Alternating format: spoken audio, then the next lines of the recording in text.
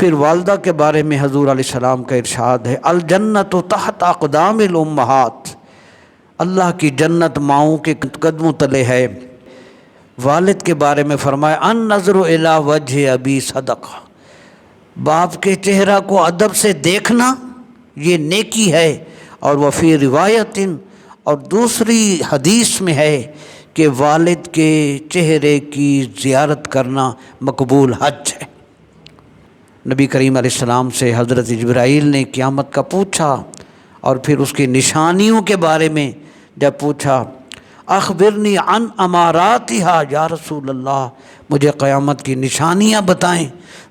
تو ان میں سے حضور علیہ السلام نے ایک نشانی یہ بتائی، ان تلد الامۃ ربتہا، یعنی اولاد نافرمان ہو جائے گی، وہ اولاد اپنے ماں باپ کے ساتھ وہ ایسا سلوک کرے گی جیسے نوکروں کے ساتھ ہوتا ہے، جیسے نوکروں سے کام لیا جاتا ہے، اولاد اپنے ماں باپ سے ایسے کام کروائے گی، ایسا سلوک کرے گی۔